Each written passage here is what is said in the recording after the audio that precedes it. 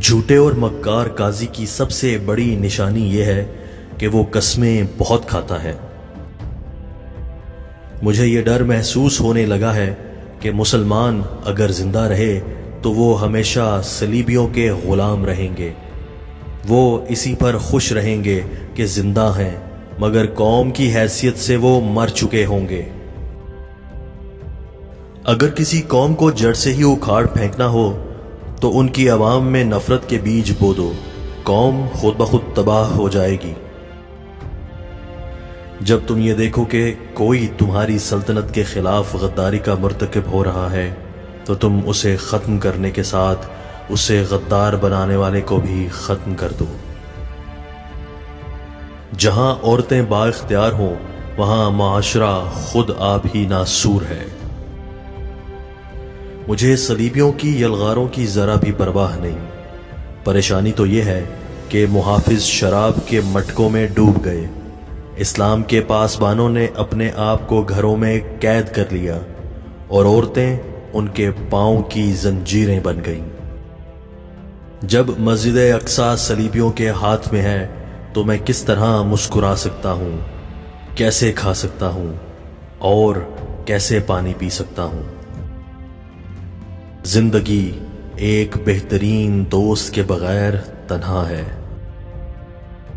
لوگوں کو کبھی اپنے آنسو اور جذبات مت دکھاؤ، ورنہ وہ آپ کو فوراً سمجھ جائیں گے کہ آپ کی کمزوری کیا ہے۔ فتح نرمی اور مہربانی سے اپنے مخالفین کے دلوں کو بدل کر رکھ دیتی ہے۔ مسلمان کی تلوار پر جب عورت کا سایہ پڑ جاتا ہے تو یہ لوہے کا بیکار ٹکڑا بن کر رہ جاتی ہے۔ اسلام کے تحفظ کے لیے میں تلوار کو ضروری سمجھتا ہوں۔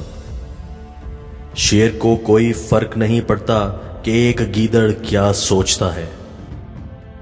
صلاح الدین ایوبی جب فلسطین فتح کرنے نکلا اور دنیا بھر کی صلیبی قوتیں متحد ہو کر سامنے آ گئیں تو آپ کے مشیروں نے مشورہ دیا کہ ابھی حملہ نہ کیا جائے، شکست کا خطرہ ہے۔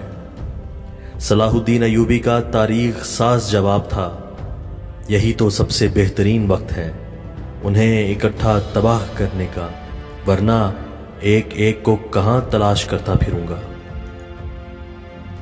یورپی تاجر اپنی اپنی شکست میں اہم کردار ادا کرنے والے بہترین ہتھیاروں کی فراہمی کرتے ہیں۔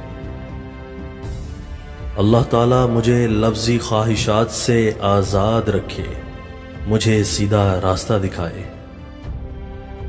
میری تلوار کو میرے ساتھ دفن کرنا، کیونکہ روز محشر یہ میرے لیے اچھی گواہی دے گی۔ میں یہیں رہتا ہوں، میں یہیں مروں گا، یہ میری خواہش ہے، یہ میری انتہا ہے، یہ میری قوم ہے، اسے بچانے کے لیے میں اپنی جان دوں گا۔ وہ میری دوست ہے، اس کا نام بارش ہے۔ جب بھی میں اس سے بات کرتا ہوں میں سارے درد بھول جاتا ہوں۔ وہ زندگی کی رفتار سے بات کرتی ہے۔ کبھی کبھی میں اس کی باتوں کو سمجھ نہیں پاتا، لیکن اس کے تاثرات مجھے خوشی دیتے ہیں۔